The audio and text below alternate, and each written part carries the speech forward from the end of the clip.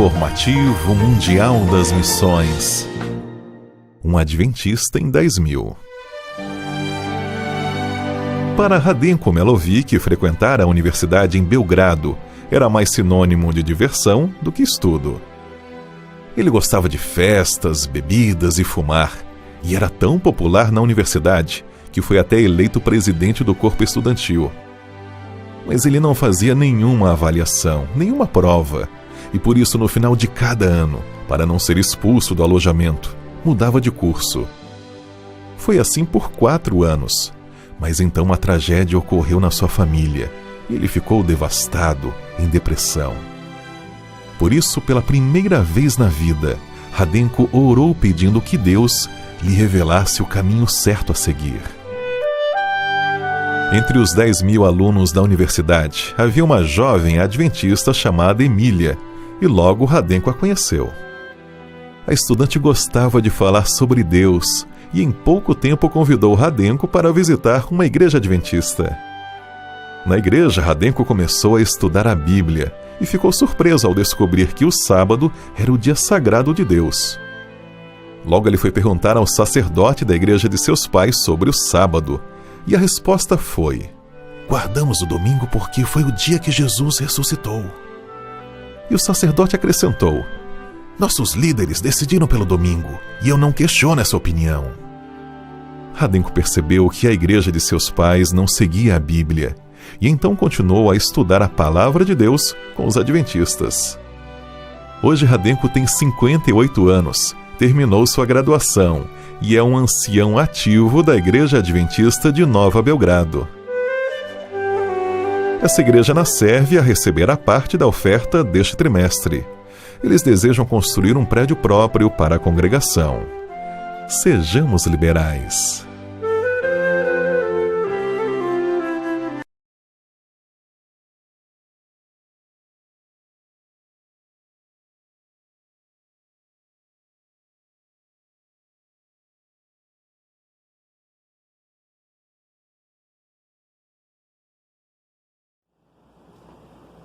Olá, bom dia, feliz sábado a você que nos assiste através do canal Yazdi Chácara Perseverança.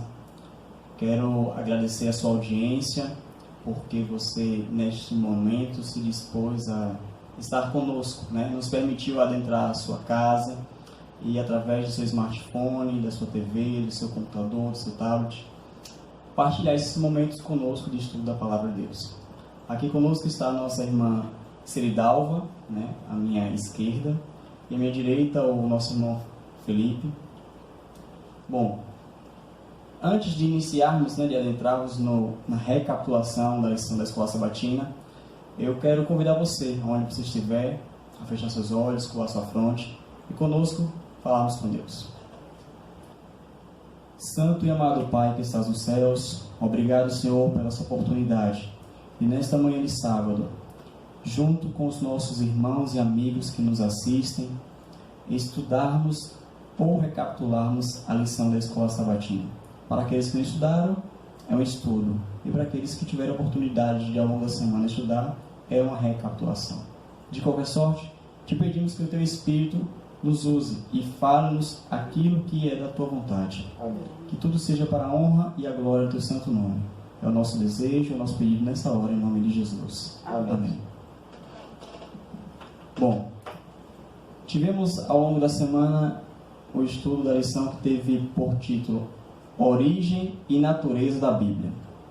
O verso da semana, o verso para memorizar, que está em 1 Tessalonicenses capítulo 2, versículo 13, diz: outra razão ainda temos nós para incessantemente dar graças a Deus, que é, tendo vós recebido a palavra que de nós ouviste, que é de Deus, acolheste não como palavra de homens, e sim como, em verdade a palavra de Deus, a qual, com efeito, está operando eficazmente em vós, que os crede.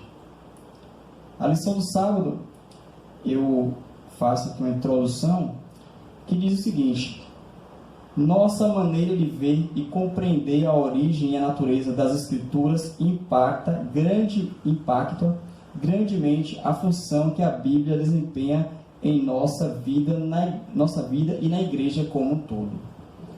Em vez disso, a interpretação das Escrituras precisa levar a sério a dimensão divino-humana da Palavra de Deus. Portanto, para compreender as Escrituras, é necessário que abordemos a Bíblia com fé e não com ceticismo metodológico, muito menos com dúvida.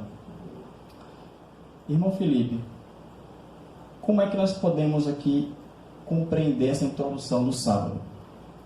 Um feliz sábado a todos. Outra vez eu quero dizer que é um prazer estarmos aqui juntos estudando a lição da escola sabatina. Bom, em primeiro lugar, a Bíblia tem suas próprias regras.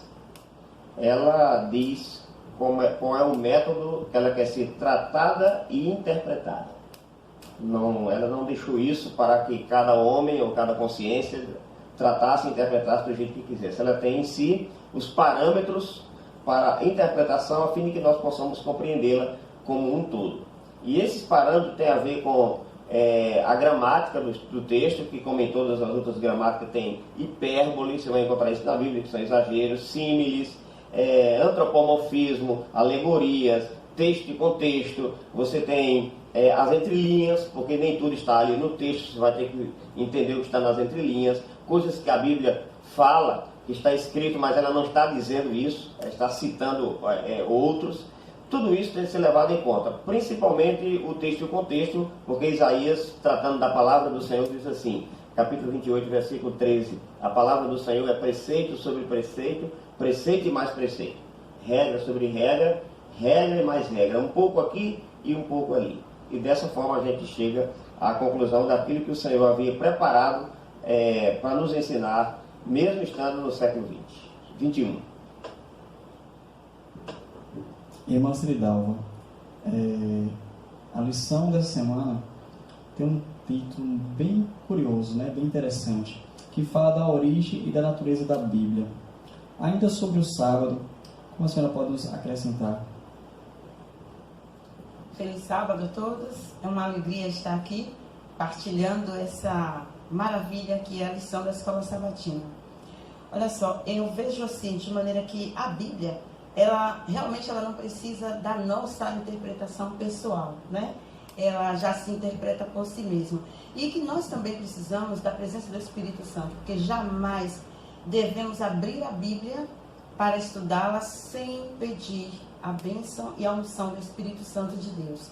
Porque é a palavra de Deus e ela só opera com eficácia naqueles que creem, Então, se nós não cremos em Deus, nós não cremos, então vai ser praticamente impossível a gente deixar que a palavra de Deus opere em nós. Então a palavra de Deus, a Bíblia em si já traz para nós toda a verdade que nós precisamos para a nossa vida, Para saber viver, para entender o que é que Deus tem de plano na vida de cada um de nós. Muito bem. Vamos passar aqui para o estudo do domingo, que tem como subtítulo A Revelação Divina da Bíblia. O só título, já nos leva a crer que a Bíblia não pode ser comparada a outros livros, Ele coloca aqui que é uma revelação divina, ou seja, a Bíblia é um mecanismo humano, que Deus encontrou para se comunicar, pode ser assim, podemos dizer, com o ser humano, de uma forma mais didática. Como a senhora pode nos explicar essa parte? Olha só, como Deus precisava, de repente, nos deixar algo que nós pudéssemos ser direcionados, que nós pudéssemos ser levados a entender a vida. Então, o Senhor Deus, Ele achou por bem deixar que escolher pessoas e inspirá-las para que escrevessem o que a gente precisaria. Hoje está sendo como nossa verdade, E é o livro mais antigo do mundo, praticamente podemos dizer que é também o mais vendido e o mais lido, É a Santa Escritura.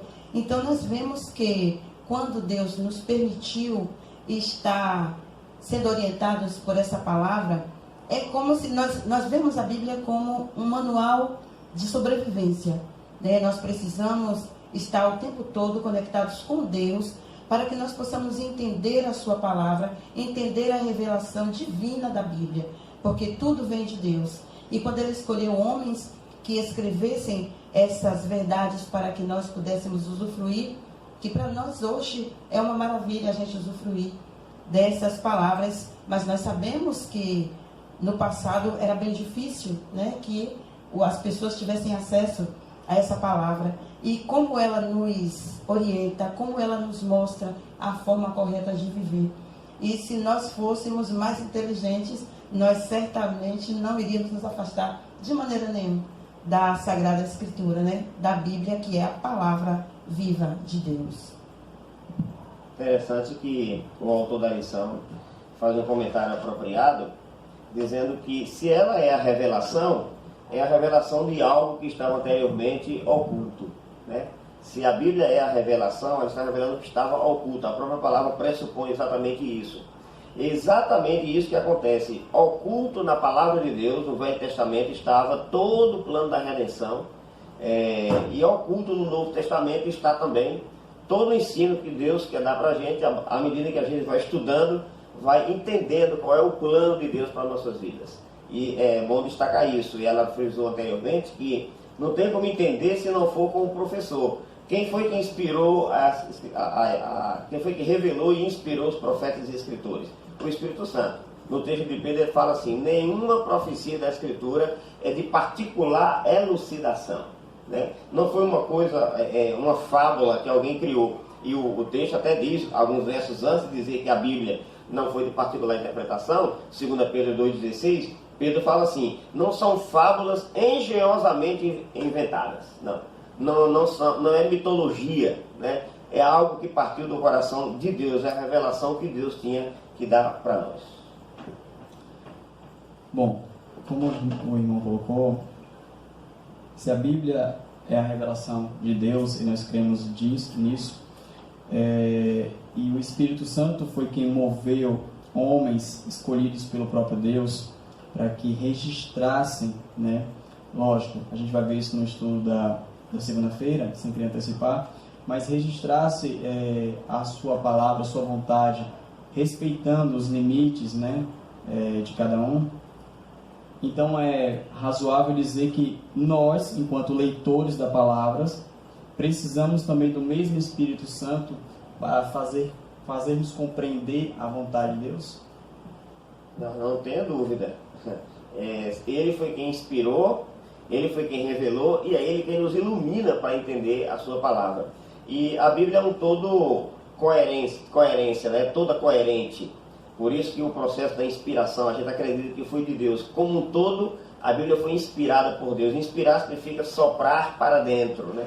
O sopro divino inspirou os autores. Não significa que os autores bíblicos escreveram aquilo, foi o Espírito Santo ditando, e o autor escrevendo aquilo que ele ditava. Há partes que foi assim, mas em sua maioria Deus inspirou no geral, e o autor escreveu com suas palavras, até às vezes com seus sentimentos, com o seu objetivo primordial, porque a maioria deles não escreveu achando que seus escritos chegariam tão longe, né? Escreveu para amigos, eram cartas para grupos, para amigos, eram livros registrando a história do que havia acontecido ou do que estava acontecendo. No entanto, mesmo sendo feito assim, foi sob o processo de inspiração. Você lê, por exemplo, Gênesis capítulo 3, verso 15, a primeira profecia dizendo que a serpente, a antiga serpente, que é o diabo, Satanás, Deus falou assim, ó, você vai ter a cabeça esmagada, embora você fira o calcanhar da mulher. Da mulher vai vir um descendente, você vai ferir o calcanhar. E aí está em Gênesis. Lá no Apocalipse, 1600 anos depois de se escrever o Gênesis, você vai ver João escrevendo o Apocalipse, capítulo 12, verso 17, dizendo: irou-se o dragão contra a mulher. Olha que coisa interessante. Gênesis 3,15, a mulher daria luz a um descendente e iria esmagar a cabeça da serpente. Mas a serpente ia ferir o calcanhar da mulher. Mulher, igreja, descendente, Jesus Cristo, serpente, o diabo e Satanás. Você vai lá para o Apocalipse e aí diz: irou-se o dragão contra a mulher, ó, e foi pelejar com os restantes de sua descendência. O descendente principal, Jesus Cristo. O restante de sua descendência, a igreja que deriva a partir de Jesus Cristo, o cristianismo autêntico, né? E foi pelejar contra esse restante. Então, uma coerência assim maravilhosa da palavra de Deus, de um lado a outro. Os escritores da Bíblia, às vezes, se valeram também de outros escritos que haviam, né? Eles citam parte desses escritos, quando eram verdadeiros, omite aquilo que não era, ou faz menção a esses escritos sem citar nenhuma parte. Deus não engessou a mente dos profetas nem dos escritores da Bíblia. Eles tiveram liberdade. Inclusive, esse processo de inspiração também não priva o escritor de suas qualidades pessoais, nem de seu temperamento. A exemplo de Jonas, né? Deus mandou Jonas pregar em Nínive, depois que ele fugiu e voltou. Quando ele prega, o povo se arrepende. O texto bíblico diz que houve um arrependimento generalizado. E aí entra uma hipérbole. Até os animais do campo se vestiram jogaram cinza, rasgaram suas vestes, se converteram. Até os animais, isso é para mostrar como houve uma conversão geral. E aí Jonas, ao invés de ficar feliz com isso, como qualquer evangelista ficaria, de ver o resultado do seu trabalho, ele sai da cidade e espera que Deus toque fogo em Nínive, né? Você vê o temperamento e a performance pessoal do profeta continuou com ele. Deus não viola isso. Segunda-feira fala sobre esse tema. Nós já acabamos fazendo já umas pinceladas, mas vamos aprofundar um pouco melhor aqui.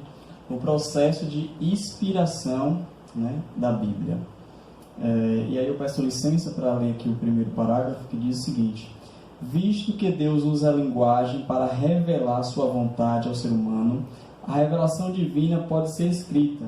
No entanto, como já vimos, a Bíblia é o resultado da verdade reveladora de Deus para nós, mediante a obra do Espírito Santo, que transmite e protege sua mensagem por meio de instrumentos humanos. Essa é a razão pela qual podemos esperar a unidade fundamental observada em todas as Escrituras, do Gênesis ao Apocalipse. E aqui vem o texto que o irmão citou, né, de Gênesis 3, 14 e 15 e Apocalipse 12, 17.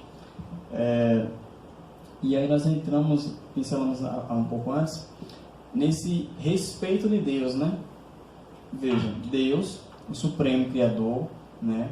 Que não precisa pedir licença ao ser humano para nada, né?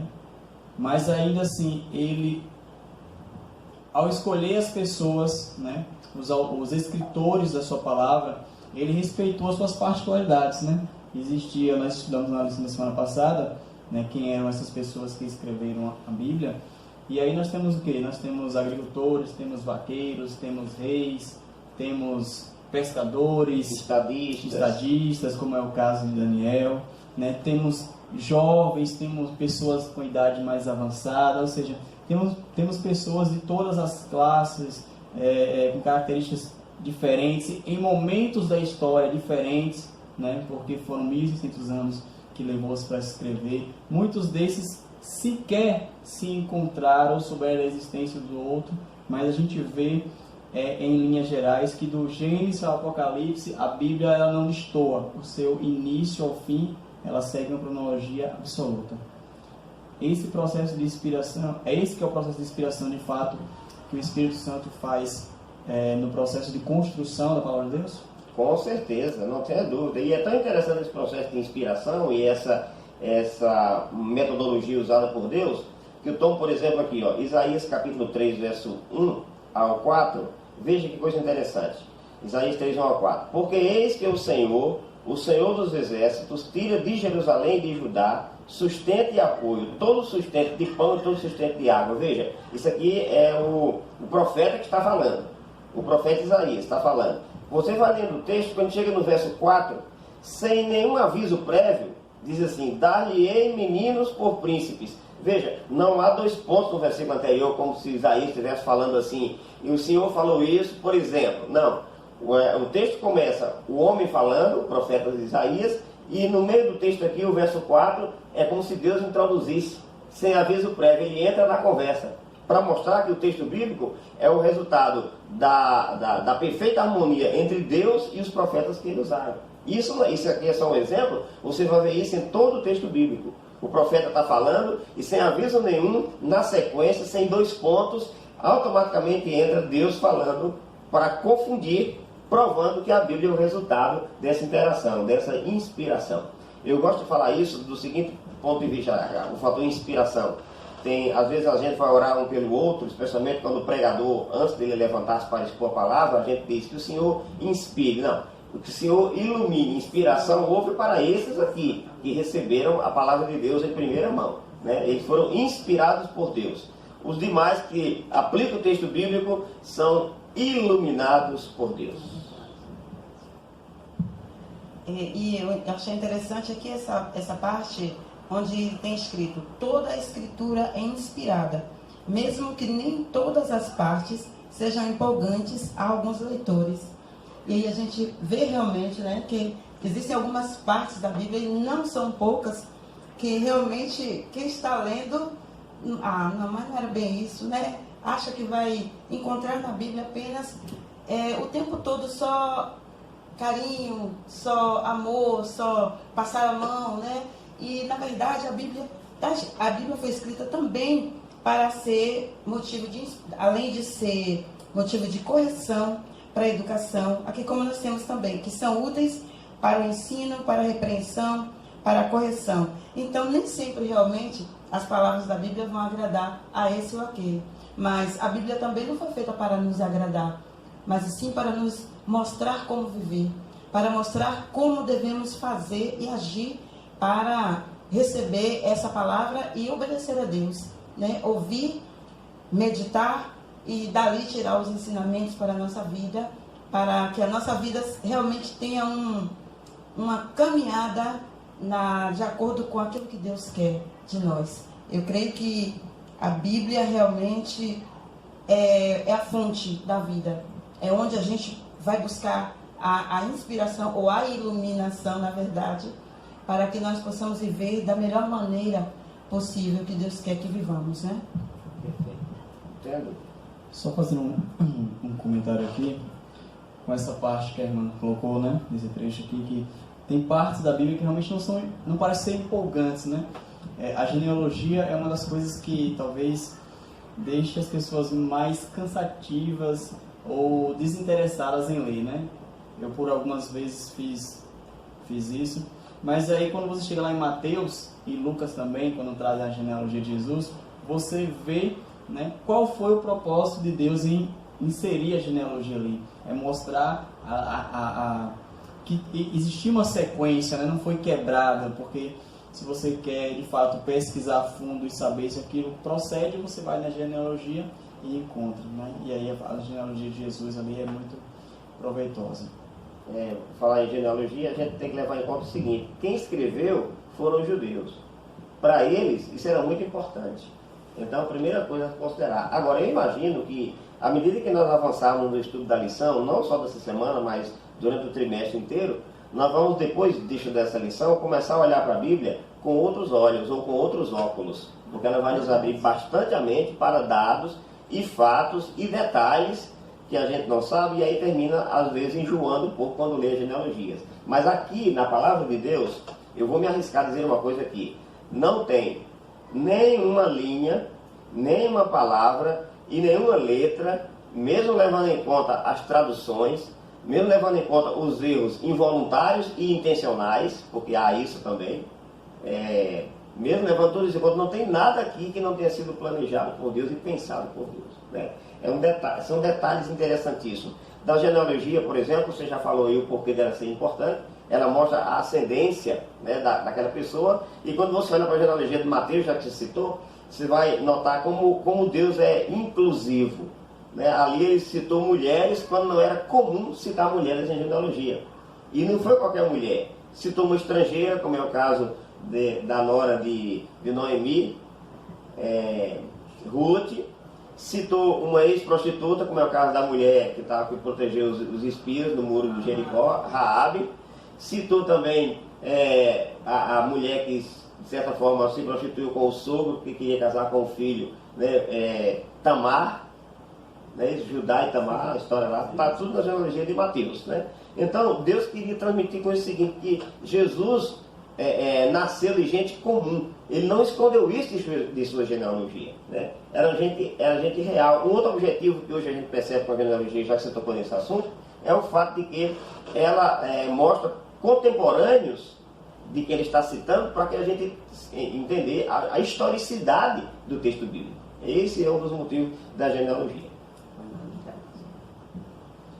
Bom, o estudo da terça-feira tem como subtítulo A Palavra Escrita de Deus. O Deus que fala e que cria a linguagem humana habilita pessoas escolhidas para comunicar as verdades e os pensamentos divinamente revelados e inspirados de maneira confiável e fidedigna. E aqui na terça-feira me chama a atenção essa parte, porque, diferentemente das literaturas seculares, a Bíblia, ela passou-se já mais de 3 mil anos, desde a sua primeira, os escritos de Moisés, que são os primeiros livros, e ela continua com a mesma fidedignidade, né? O tempo passou, não temos mais os originais da Bíblia, mas ela continua sendo fidedigna e confiável.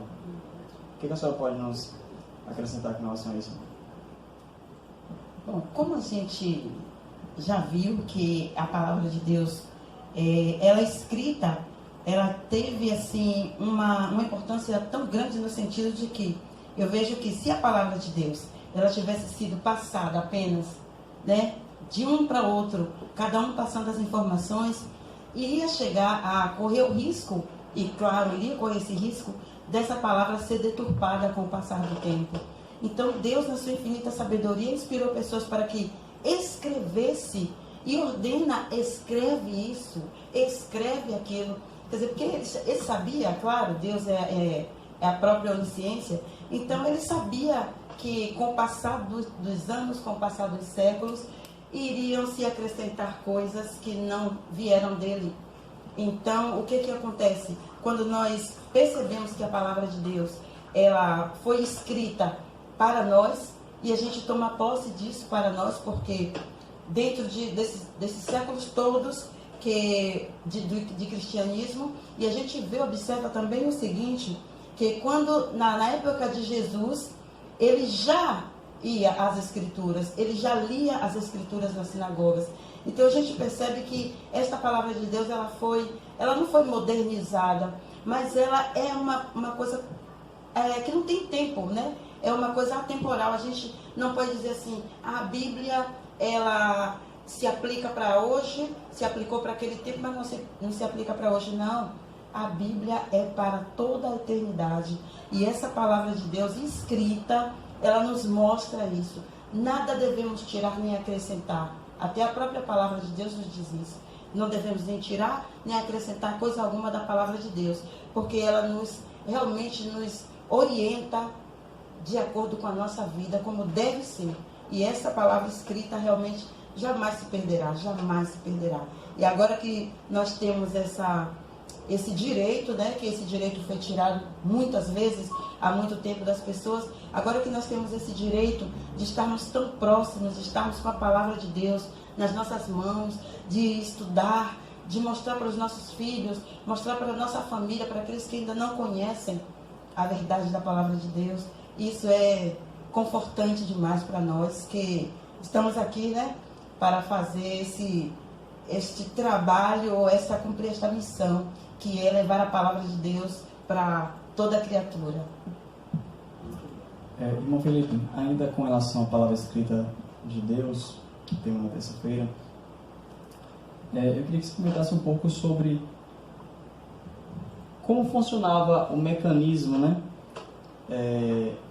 tanto da comunicação de Deus com o homem, quanto da disseminação da palavra de Deus transmitida ao homem para com os outros, já que no processo de evolução, e aí quando eu falo evolução eu falo desde Adão até os nossos dias, Deus não se comunicava com todas as pessoas. Existiam pessoas, né, que a gente pode chamar de patriarcas, depois passamos a chamar de profetas, que recebiam essa comunicação de Deus, né, e tinha por responsabilidade transmitir essa palavra, já que até então não existia uma linguagem escrita.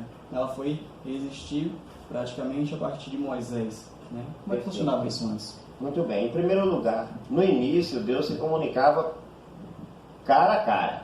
Como diz aqui na Bahia, tete a tete. Deus vinha e conversava com Adão e Eva.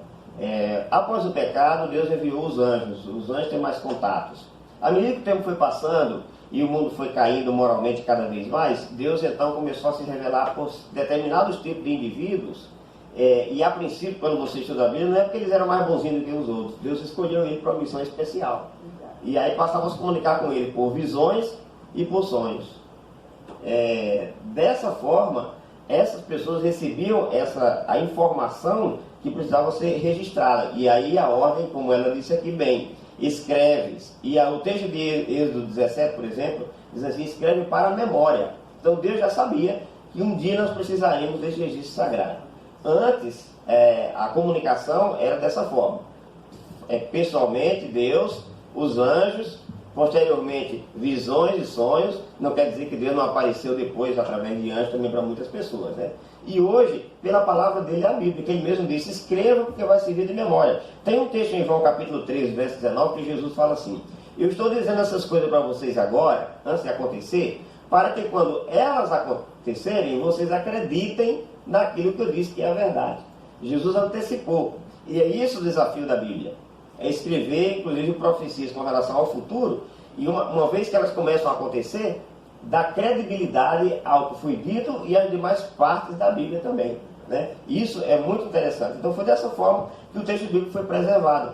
Na verdade, ele não caiu do céu no colo da gente, né? Embora seja inspiração divina, ele chegou até nós pelos canais naturais da história. Deus sempre usa dessa forma as pessoas, né? Pelos canais naturais da história. Até que chegou então a todos nós. Eu fico imaginando o processo de seleção, por exemplo, dos livros que hoje compõem os 66 livros da nossa Bíblia. Como é que isso aconteceu? E imagino Deus utilizando certos indivíduos para acontecer. Em 1740, na Universidade Ambrosiana de Milão, no museu, foi encontrado um fragmento da escritura que data do ano 170 depois de Cristo. Alguns teólogos questionam, dizem que foi do século, mas mesmo que tenha sido, chama-se fragmento muratório. Esse fragmento, escrito há tanto tempo antes, mostra a relação dos livros da Bíblia. Depois que a igreja cristã selecionou que livros fariam parte do cânon do Novo Testamento, uma vez que o do Velho Testamento já existia. Então, encontrado esse fragmento, chamado fragmento muratório, foi Ludwig Muratório que achou, por isso recebe esse nome. E lá estão os 66 livros da Bíblia, conforme nós temos na nossa Bíblia hoje. Imagina Deus selecionando tudo isso e mantendo aqui aquilo que ele acharia importante para a nossa salvação. Porque, por exemplo, quando você lê a 1 Coríntios, capítulo 5, verso 9, Paulo está dizendo o seguinte, por carta já vos escrevi. Ou seja, 1 Coríntios não é o primeiro, já havia uma carta antes dele. Estamos lendo a segunda carta. Provavelmente Paulo escreveu 4 cartas. Você lê, por exemplo, Paulo escrevendo aos Colossenses, dizendo, olha, vocês leiam essa epístola para os irmãos da cidade de Laodiceia, e a epístola que eu mandei para Laodiceia, vocês leiam aí. Mas a epístola de Paulo aos Laodicenses não aparece aqui. Então, Deus selecionou e deixou aquilo que era interessante, principal, importante para a nossa salvação, né? E Deus conduziu todo esse processo, a gente percebe isso, não precisa de ser muito conhecedor. Basta começar a pesquisar a palavra de Deus que você percebe esse detalhe importante. Muito bem. Vamos passar para o estudo da quarta-feira, que tem como subtítulo O Paralelo entre Cristo e as Escrituras. Esse tema me chamou bastante atenção, porque assim como nós falamos no estudo agora há pouco da terça-feira sobre a confiança e a fidedignidade dos escritos bíblicos, nós vamos encontrar do Gênesis ao Apocalipse, né, uma linha, podemos dizer assim, uma linha que trata de Cristo desde antes do pecado, vamos dizer assim, desde os primórdios, né, quando se planejou, quando se projetou o plano redentor, né, até a vinda de Cristo, já depois do milênio, para purificar a terra e aí habitar aqui conosco. E isso é incrível, interessante, porque vamos encontrar isso nos mais diversos livros da Bíblia. Lógico, em alguns com alguma abordagem diferente, não tão explícita, né? Porque vamos encontrar a questão do Cristo, de Jesus, citado no Novo Testamento, mas vamos encontrar o Messias e o Cordeiro lá atrás no Velho Testamento, que faz essa linkagem aqui no Novo Testamento. Então, esse paralelo das Escrituras, da Bíblia de Cristo com as Escrituras, como pode ser melhor compreendido? Você compreende isso quando você lê Apocalipse 19:10. Prostrei-me aos seus pés para adorá-lo, mas ele me disse, não faças isso. Sou conservo teu e dos teus irmãos, que mantêm o testemunho de Jesus. Teus irmãos. João era um profeta, né? Os irmãos dele eram os outros profetas, do tempo dele e antes dele. E depois dele também. Aí ele falou assim, adora a Deus, porque o testemunho de Jesus é o espírito da profecia. Então, a profecia que ele citava era o Velho Testamento e tudo que tinha sido escrito sagrado, inspirado. Testemunhar de Jesus é o espírito da profecia, ou seja, a vida da profecia. O que existe de melhor na profecia é testemunhar a respeito de Jesus. Portanto, esse paralelo entre Cristo e a Escritura não podia ser diferente. E aí o autor da lição fala o seguinte, Jesus foi concebido de maneira sobrenatural. A Bíblia também veio até nós de maneira sobrenatural. Certo? Jesus foi concebido pelo Espírito Santo. A Bíblia foi inspirada pelo Espírito Santo. Jesus viveu num mundo em que estava com pelo menos 4.000 anos de pecado. Ele veio e nasceu, inclusive, nessa situação aqui do mundo pecaminoso. A Bíblia também foi escrita no mundo pecaminoso, né? E tem as suas falhas, embora Jesus não tenha falha. A falha que a Bíblia tem não é falha de inspiração nem de interpretação. Desculpa, nem da mensagem. É falha de interpretação e falha também, como eu já falei aqui, de erros voluntários que foram colocados. No entanto, o contexto pode nos mostrar exatamente qual é a verdade a respeito de qualquer assunto. Isso é o que é de mais maravilhoso na Bíblia, é o contexto. Alguém pode até ensinar alguma coisa achando que é daquela maneira, mas quando você vai para o contexto das Escrituras, vai encontrar as respostas da palavra de Deus. Então tem esse paralelo entre Cristo e as Escrituras, como aqui citamos, o autor foi muito feliz em fazer isso aqui, e se confundem, né, porque as Escrituras existem para testemunhar a respeito de Jesus. É verdade. E a gente também pode observar que, de acordo com isso aí que o irmão Felipe falou, né? Jesus Cristo, a presença de Jesus na Escritura, ele perpassa toda a Escritura, desde antes do início, né? Jesus já era real. Então, e a gente vai vendo que, a partir do momento que os profetas, eles anunciam e que Jesus Cristo virá, e que virá aquele que será o Cordeiro de Deus, e a gente percebe que Jesus Cristo era real, sempre foi real nas Escrituras desde o início. E a gente encontra, desde lá no Gênesis até o Apocalipse, a gente encontra a presença de Jesus. Jesus está ali de todas as maneiras que a gente pode perceber, que a gente vai estudando, a gente percebe a presença de Jesus nas Sagradas Escrituras, do Gênesis ao Apocalipse. Isso é fantástico para a gente, quando a gente entende isso, quando a gente percebe essa presença de Jesus, de uma maneira assim, tão edificante para a gente perceber que Jesus Cristo, ele é real, ele sempre foi e ele sempre será eternamente real. Muito bem, eu gosto de citar em algumas postagens uma frase que não é minha, mas ela diz o seguinte, também não sei de quem é o dono: leia a Bíblia, porque a Bíblia é o único livro que enquanto você lê, o autor está presente. É verdade. Glória a Deus. Verdade, né? Vamos então ao estudo da quinta-feira, tem por subtítulo Compreendendo a Bíblia pela Fé. Eu já vou logo introduzir isso perguntando: é preciso de fato ter fé para acreditar que a Bíblia é a palavra de Deus, que ela é inspirada por Deus, que ela é a forma humana, né, que Deus encontrou para, digamos que, interagir de uma forma mais didática com o ser humano, tendo em vista que nos nossos dias, ou depois do pecado, melhor dizendo, Deus não teve mais esse contato direto, presencialmente, como o irmão disse aqui, tete a tete, né, com o ser humano? Bom, em primeiro lugar, tudo que você faz sem ser com paixão ou com fé, não está bem feito. Né? O autor usa aqui, faz uma analogia interessante. Se alguém toca um instrumento, ele toca apenas utilizando a técnica e a metodologia, ele se torna frio, né? Mas se ele toca um instrumento com paixão, com fé, sabendo que aquilo é interessante, amando, então ele faz muito melhor. Isso todos nós sabemos, não só em relação ao instrumento, mas a qualquer coisa, né? A Bíblia, se você estuda ela apenas do ponto de vista técnico, né, você não vai chegar ao que Deus pretende que você chegue. Mas quando você se aproxima dela com fé, com espírito de fé, querendo entender a palavra de Deus, aí sim, ela vai se mostrar muito mais reveladora para todos nós, nos fazendo amar o que aqui está escrito na palavra de Deus. Então, é necessário que aquele que se aproxima de Deus acredite que Ele existe e que é galardoador dos que o buscam, né? A própria Bíblia fala isso.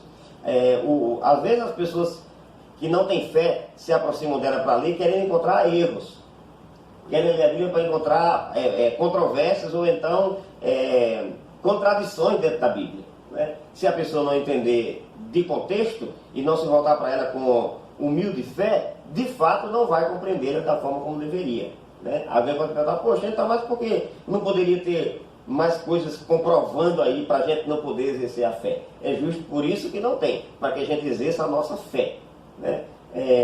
A Bíblia começa dizendo assim, ó, no princípio criou Deus os céus e a terra. Ela não se preocupa em provar que Deus existe. Não foi por esse motivo que a Bíblia foi escrita. Ela se preocupa em provar quem é o Deus verdadeiro, quem é o Deus que deve ser adorado, não se ele existe ou não. Então por isso que ele fala, no princípio criou Deus o céu e a terra. Até porque, nos tempos bíblicos aqui, ninguém questionava se Deus existia ou não. Alguns acreditavam, mesmo que fossem outras deidades, né, não fosse o Deus verdadeiro, mas sabia que Deus havia feito o universo ou teria interferido no negócio dos homens. Ninguém dizia, não, eu não acredito que existe Deus. Tanto é que o salmista no Salmo 53, verso 1 diz assim, ó, o tolo diz em seu coração, não há Deus. Ou seja, alguém que sustentasse a ideia de que Deus não existia naquele tempo, era considerado o quê? Tolo. Não é o caso de hoje. Hoje nas universidades é o contrário, né? O sujeito que não acredita que Deus existe é considerado, inclusive, um intelectual, né? Então a Bíblia não estava aqui para responder esse tipo de coisa. Porque quando alguém não acreditava na existência dele, era porque era um tolo. Por isso que ela não tem detalhes. Mas se nos aproximarmos dela com fé, com humildade, nós vamos provar por nós mesmos, pela transformação que ela provoca em nossa vida, pela coerência da Bíblia, pelo cumprimento da profecia da Bíblia, que ela é a palavra de Deus. Como o irmão Felipe falou com relação à pessoa que é intelectual, né?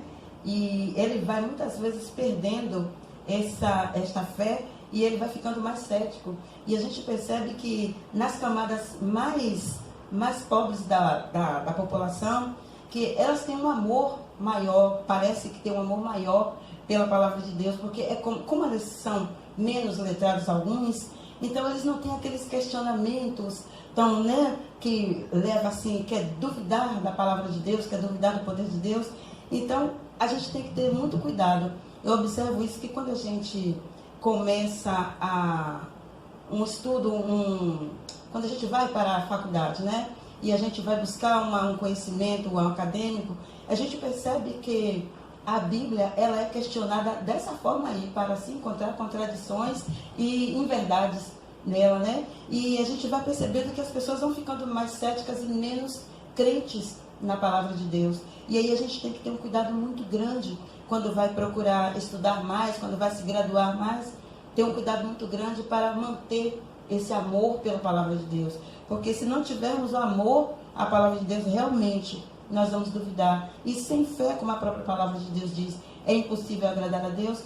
Como é que a gente vai agradar a Deus sem acreditar na sua palavra, que é a sua palavra? Como vamos agradar a esse Deus? E se, porventura, ao lermos a Bíblia, encontrarmos algo difícil de entender, e esse não é um problema, ela mesma diz, Pedro escrevendo na sua segunda carta, fala assim, como o nosso irmão Paulo escreveu sobre esse assunto e sobre outros, nos quais tem coisas difíceis de entender, que os indoutos e inconstantes deturpam, como deturpam demais escrituras para a sua própria perdição. Então a própria Bíblia prevê que nela tem coisas difíceis de entender.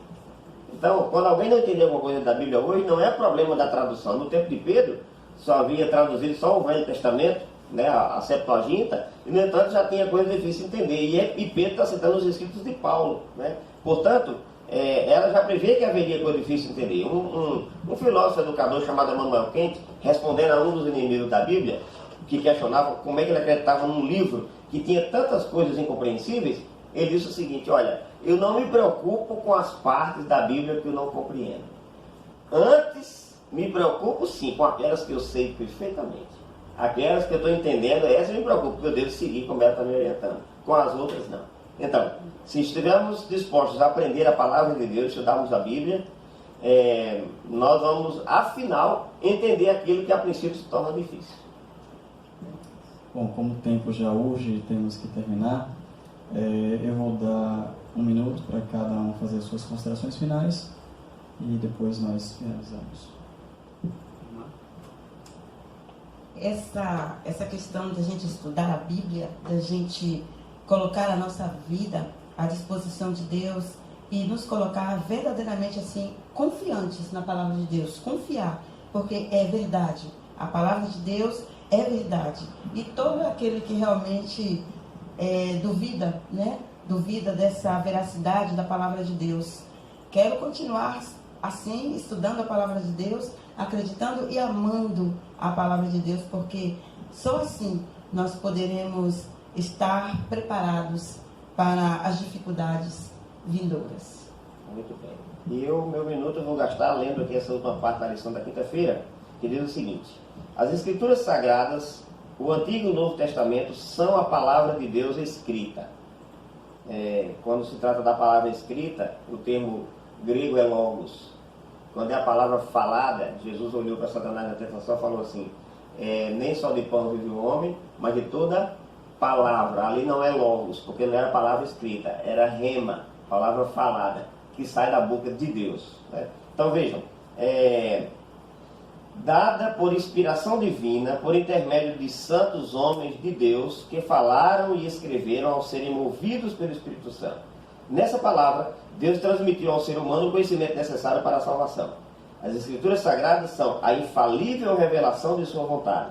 Constituem o padrão de caráter, a prova da experiência, o autorizado revelador das doutrinas e o registro fidedigno dos atos de Deus na história. Amém. Bom, você que nos assistiu, mais uma vez agradecemos a sua audiência e tenha certeza que a origem e a natureza da Bíblia são divinas. Ela é fidedigna, Deus assim o fez para que ela se mantesse presente até os nossos dias, né? Ele preservou ao longo da história para que ela não se perdesse, e o propósito de Deus é que você encontre na sua palavra, na palavra dele, a revelação e a esperança que você precisa para confiar nele e crer que em breve ele voltará. Amém. Eu quero agradecer também a participação dos nossos irmãos e amigos aqui presentes e quero convidar você outra vez para juntos orarmos, agradecermos ao Senhor por esse momento em que tivemos de estudar a sua palavra. A irmã Cinda ora conosco. Sim. Oremos. Santo, Santo, Santo, maravilhoso Deus e Pai, aqui estivemos até esse momento recapitulando o que nós já estudamos durante a semana e também nos colocando à tua disposição, Senhor, te pedindo que o Senhor a cada dia abra mais o nosso entendimento para que nós possamos realmente compreender as tuas palavras, Senhor, compreender a tua mensagem para a nossa vida, que nós possamos nos dedicar a nos debruçar sobre a tua palavra, estudá-la com o coração aberto, para que nós possamos ser orientados por Ti, Senhor, iluminados pelo Teu Santo Espírito, que nós possamos a cada dia nos entregar em Tuas mãos, para que possamos louvar, glorificar o Teu santo nome e nos sentir cada dia mais próximos de Ti, Senhor. É isso que nós precisamos, estar cada dia mais próximos de Ti, para que a Tua obra se realize na nossa vida. É isso que nós te pedimos, Senhor. Desde já te agradecemos. Em nome de Jesus. Amém.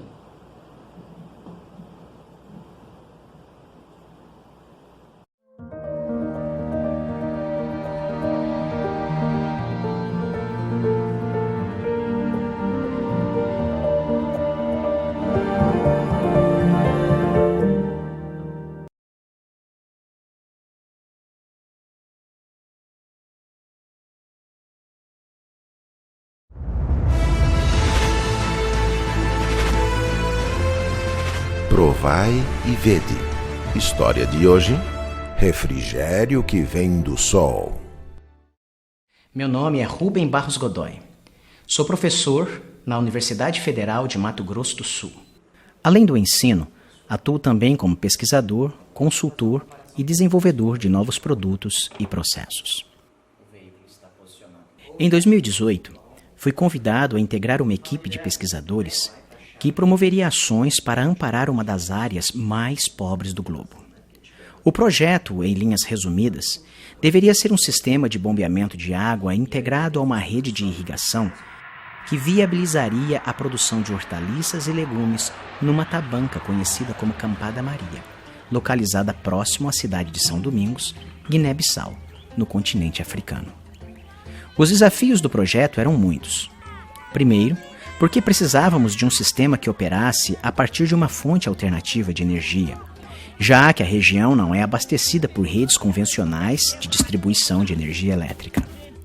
Este desafio seria superado com um conversor de energia desenvolvido por nossa equipe de pesquisadores.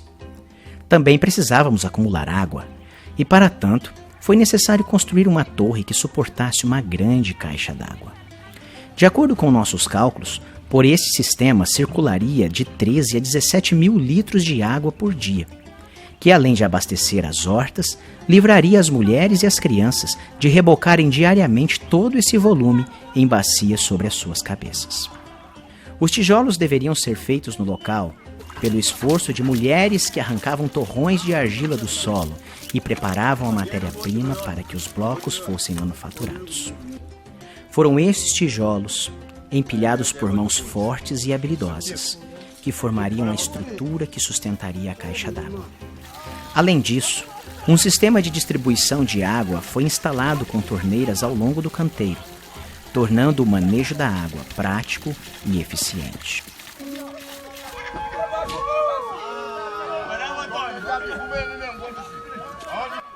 Durante os primeiros 20 dias que estive trabalhando em São Domingos, procurei insistentemente por alguma igreja ou grupo que se reunisse aos sábados para adorar a Deus.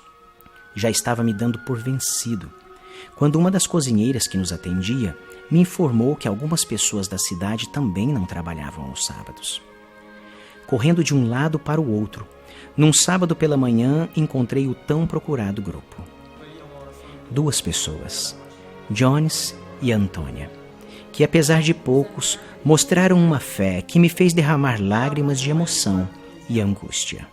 Pude sentir que naquela sala de aula emprestada, com paredes rachadas, sem ventiladores, sem iluminação, com telhado de zinco sustentado por troncos de palmeiras, estava o pequeno grupo que mantinha acesa a chama da verdade em meio a toda aquela escuridão. De como Deus Adventista e Igreja de Bardari, porque Deus que ocupa o mundo domingo até sexta, sábado. Deus da Igreja Adventista é o Deus verdadeiro. E essa igreja é a igreja verdadeira, porque fazia mundo no 6 dias, e nesse 7º dia, que é o sábado santo, descansou-se. Sem templo, sem bíblias, sem lições, sem distrito, sem pastor, sem estudos bíblicos, sem aconselhamentos.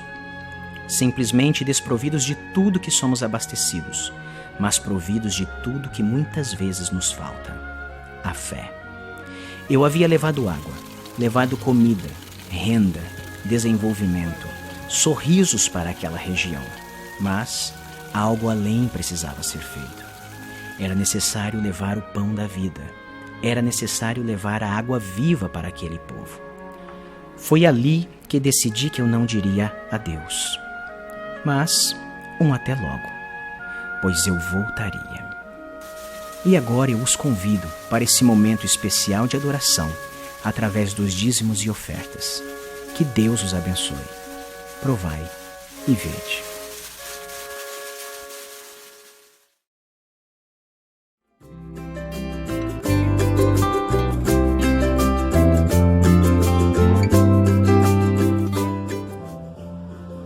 Foi por amor a você que o Filho de Deus consentiu levar sobre ele esses adiosos crimes. O Por você, ele rompeu o domínio da morte e abriu os portões do paraíso e da vida imortal. Isso está escrito na História da Redenção, página 225. Quando Jesus te chama, tu não vens? Para onde vais então?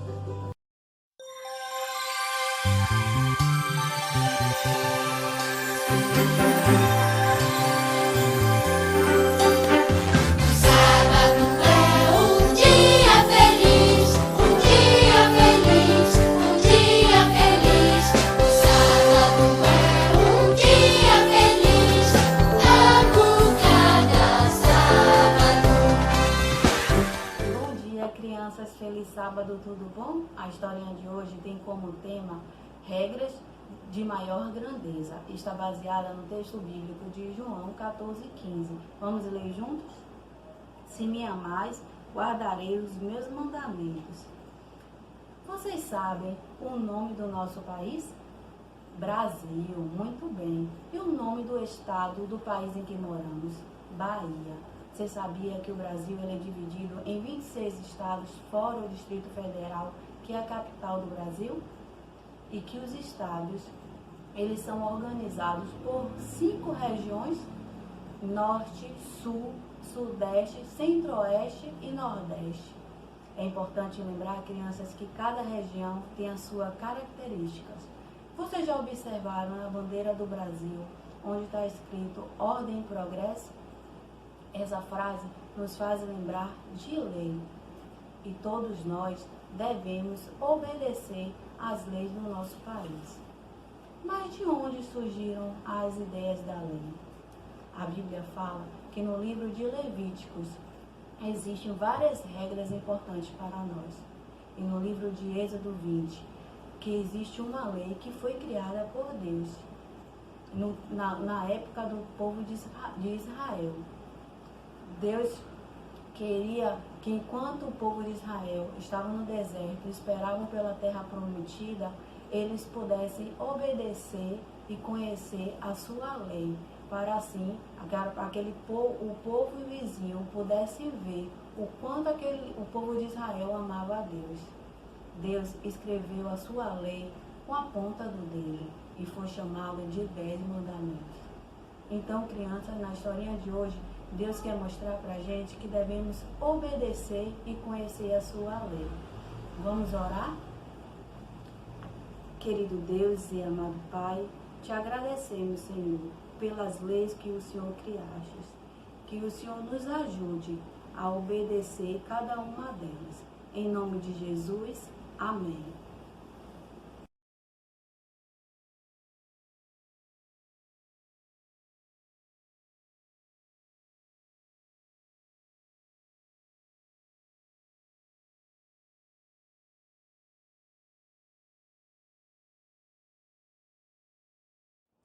Bom dia a todos, tenham um feliz sábado, espero que vocês estejam bem e num momento tão oportuno como esse, encerrando a Semana Santa, a série Amor Escrito com Sangue. Nós estamos contentes por ter você conosco a semana inteira, por onde vocês assistiram em louvor a Deus, o louvor a Deus conosco. E agora eu gostaria de que nós cantássemos um hino que tem tudo a ver com todos os temas que discutimos aqui a semana inteira, né? Você pode ficar em pé e cantar conosco, louvando a Deus de uma forma especial nesse último tema da nossa série Amor Escrito com Sangue.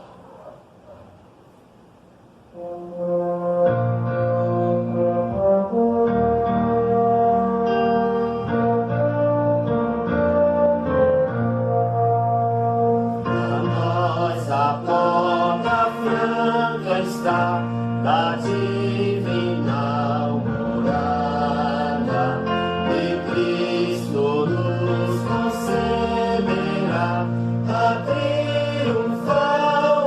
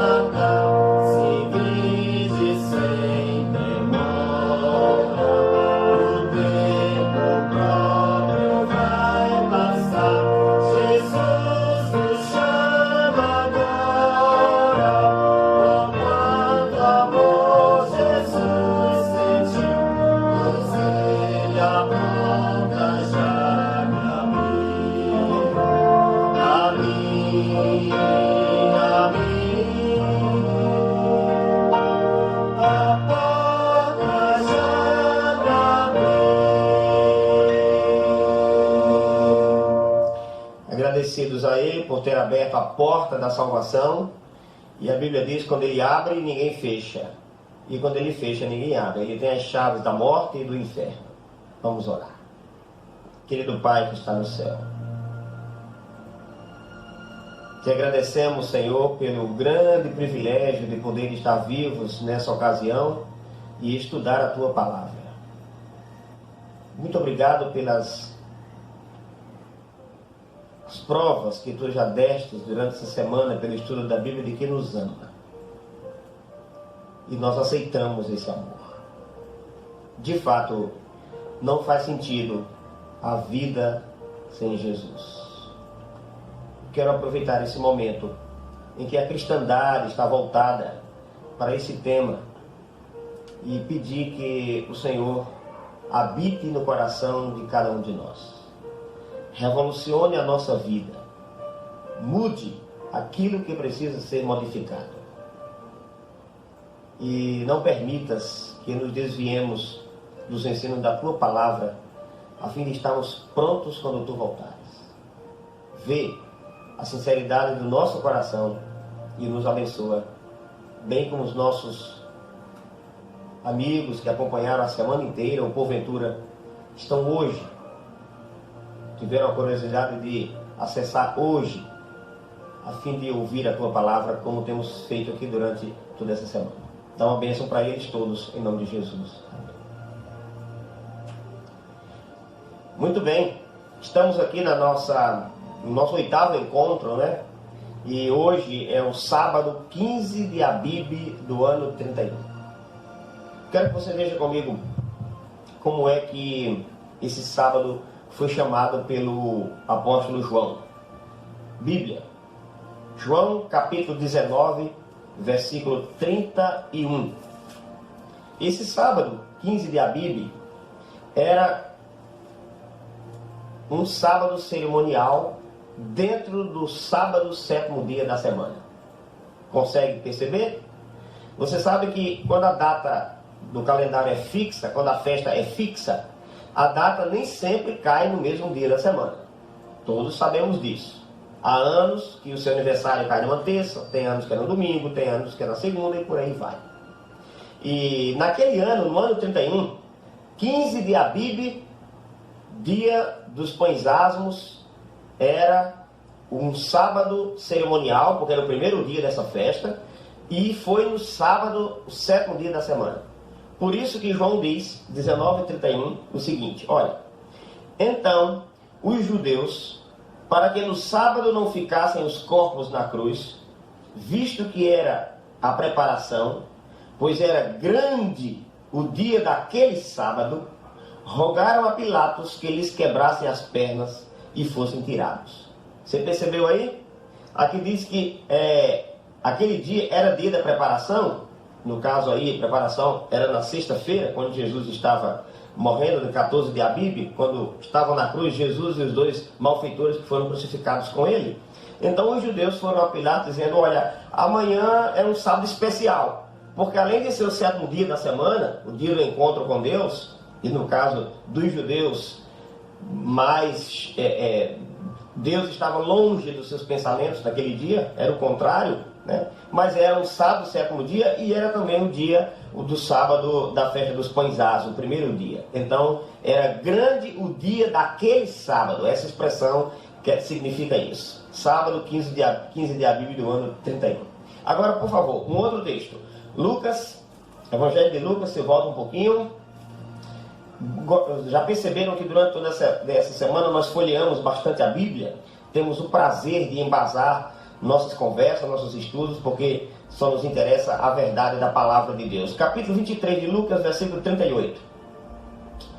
23, 38 de Lucas. Ok? Encontraram? Diz assim: também sobre ele, no caso aí sobre Jesus, na parte superior da cruz, dos stipes, a cruz era composta de 2 partes. A parte que ficava fincada no solo era os stipes, e a parte transversal era o patíbulo. Haviam casos em que os prisioneiros carregavam apenas o patíbulo, e quando chegavam no local da execução, eles eram pregados, levantados por cordas e escadas, puxados e pendurados nos estips que havia ali já fixado. Havia outros casos que os estips eram colocados no chão e pregavam o patíbulo no estips, automaticamente o prisioneiro também, e depois levantavam a cruz completa. E no caso de Jesus foi assim, e quando digo em levantá-la, a cruz completa, né? No caso de Jesus aconteceu de levantar a cruz completa com seu corpo já pendurado. E quando soltaram a cruz no buraco que estava para ela preparada, vocês imaginem a dor que causou desse solavanco, rompendo os nervos aqui dos seus pulsos, né? E dos pés onde estavam os cravos. Parem para pensar comigo nessa circunstância, né? Então, a parte superior da cruz, né? Diz aí o texto, também sobre ele estava esta epígrafe, essa escrita com significado especial, um epígrafe. Diz o texto aqui, para quem tem uma Bíblia com colchetes, em letras gregas, romanas e hebraicas. Por que está com colchetes? Porque em documentos mais antigos, quando se faz uma revisão do texto bíblico, às vezes não se encontra determinadas coisas que tem nos textos que foram feitas a primeira tradução. Então, os colchetes servem para significar o seguinte: nesses documentos não foi encontrada essa frase.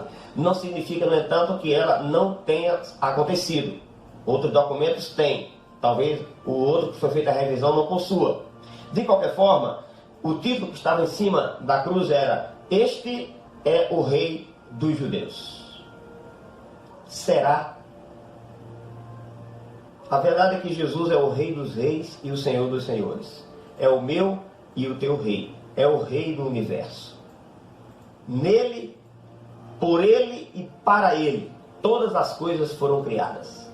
Assim diz a palavra de Deus. Interessante que a parte que está entre colchetes nos revela algo fantástico, maravilhoso, e possivelmente, de fato, tenha acontecido, né? Estava escrita em letras gregas, romanas e hebraicas. A letra grega, no dia de Jesus, todo mundo falava pelo menos duas línguas. A sua língua na terra natal, patrícia, e a língua grega. Porque quando Alexandre o Grande tomou conta do mundo, no Império Grego, ele helenizou, ele levou a cultura grega e a língua grega para todas as partes por onde ia. Os documentos eram em grego. Então era a língua clássica, a língua dos estudiosos, podemos assim dizer. Romanas, a língua latina, né? O latim era a língua do povo. E hebraicas era a língua dos religiosos. Era nela que se lia a Torá e as demais partes da Bíblia nos serviços sagrados, nas sinagogas e no templo, né? Falava-se no dia de Cristo comumente o aramaico, muito parecido com o hebraico em sua estrutura gramatical. Mas eu fico pensando que colocaram em letras gregas, porque isso queria dizer que Jesus é o Salvador dos intelectuais. Em letras romanas, porque Jesus é o Salvador do populacho, da plebe, de todo mundo. E em letras hebraicas, porque Jesus também alcança os religiosos. Não é interessante isso? Pois bem, sabe, alguns dizem, pouquíssimos, né, são os que dizem que Jesus não foi crucificado, ele foi estacado. Ele foi morto em uma estaca. No entanto, a palavra grega, stauros, é a palavra grega para cruz, traduzida sempre como cruz. No grego clássico, ela significava estaca de tortura. Porém, mais tarde veio também a ser usada para uma estaca de execução com uma parte transversal. Estaca de execução com uma peça transversal, ou seja, uma cruz. Uma estaca com a peça transversal, uma cruz. E você pode ver isso no dicionário, no The Imperial Bible Dicionário. Comprovar isso aí, como em tantas outras partes você pode observar isto, né? Que era assim mesmo. Os léxicos gregos definem a palavra stauros como pau, paliçada, patíbulo, instrumento de suplício e cruz. Então seria no mínimo um contrassenso pretender que stauros significasse apenas uma coisa, estaca. No entanto, nós temos a nosso favor o fato de que a palavra stauros, porque a palavra skolx também era outra palavra grega para cruz, no entanto se aplicava mais aos tips, né? Stauros, no meio da palavra está exatamente a letra tau. Tau em grego é o nosso T. e T é em forma de cruz. Dá para perceber isso? Simples assim, não é? Dentro da palavra grega stauros está o tal, que é um T. Por isso recebia o nome de stauros, porque em forma de cruz. Não é interessante isso? Inclusive, a palavra stauros, cruz, staurorro, crucificado, significava, etimologicamente falando, a etimologia dessa palavra, staurorro, do grego, significa colocar em T, colocar em tal.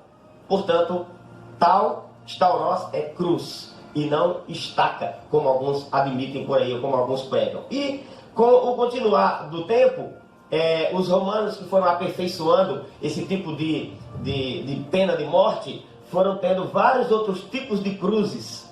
Inclusive, a cruz de Santo André, que é inclusive um sinal de trânsito. Aquele que fica antes das linhas férreas. É uma cruz em forma de X.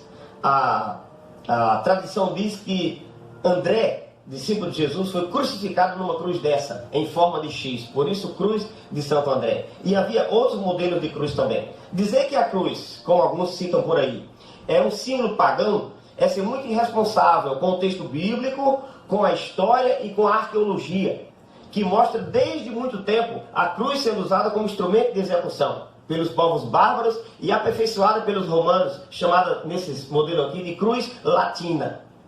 Então, dizer que é um símbolo pagão é não conhecer muita coisa do que a história e da arqueologia fala, até porque muitos achados, muitas descobertas já foram feitos a respeito disso, e a própria ciência comprova isso também. E por fim, como alguns dizem, que fazer referência à cruz como símbolo sagrado seria uma idolatria, claro, não está falando de beijar a cruz, nem dizer que a cruz é que nos salva. Mas fazer referência à cruz é uma idolatria, está longe do pensamento bíblico. O apóstolo Paulo, escrevendo aos Gálatas no capítulo 6, no versículo 14, ele diz assim: mas longe de mim de gloriar-me, a não ser na cruz do nosso Senhor Jesus Cristo. Então, fazer referência à cruz, por mais que venha da tradição católica romana, não significa uma idolatria. Ok? Dito isto, eu quero que vocês acompanhem o tema de hoje, Rei dos Reis, e quero que você saiba o seguinte: naquele dia, que era o grande dia de sábado, 15 de abril do ano 31, Jesus estava descansando. Pensa comigo, a criação foi feita em 6 dias, literais. Literais, é isso que o texto bíblico deixa claro. Senão seria inócuo, não havia por que Deus mandar guardar um sábado de 24 horas em comemoração à semana da criação, se o dia não foi literal de 24 horas, se foi 7.000 anos. Não existe isso. Se cada dia foi 7.000 anos e Deus gastou 42.000 anos para fazer a terra, dá para você pensar nisso comigo? Para e pensa comigo nessa possibilidade. Quando o texto bíblico fala, o Senhor falou e tudo se fez. Não existe isso. 7 dias literais. Quando Deus terminou de criar o mundo, no 6º dia, após ter feito o homem e a mulher, ele descansou, ele criou o 7º dia só para o descanso. E quando Jesus, na última semana de sua vida aqui na terra, desde o domingo de Ramos, né, vemos aqui acompanhando esse estudo desde 9 de Abib até a sexta-feira, 14 de Abib, ele conclui a última etapa da história da redenção, também descansou no 7º dia. Por isso que ele ressurgiu no domingo, porque no sábado ele estava descansando. Descansou quando terminou de criar a terra e descansou quando terminou de salvar a terra. E aí? Que coerência a palavra de Deus nos mostra, não é verdade? Agora é interessante que eu gostaria que nós voltemos à morte do Salvador, ontem, na sexta-feira. O Salvador disse pelo menos 7 frases quando estava na cruz, e eu queria examinar essas frases e as suas implicações. Alguns teólogos dizem que foram 8, porque em uma frase ele completa, né, algum trecho a mais, logo em seguida, mas podem ser 7 ou 8, todas elas foram frases que têm muito a nos revelar. É claro, nós não vamos compreender e dizer para você aqui, na ordem cronológica do tempo, porque nós encontramos as 7 frases entre os 4 biógrafos de Jesus, Mateus, Marcos, Lucas e João, e cada um colocou a sua posição, né? Aquilo que ele examinou, que ele perguntou, ou aquilo que ele viu. Portanto, nós temos a visão da vida de Jesus por 4 ângulos diferentes. E isso é muito interessante. Então vamos lá. Lucas capítulo 23, você está em Lucas capítulo 23, já lemos um texto desse capítulo, versos 33 e 34, nós teríamos aí que seria a primeira frase de Jesus na cruz.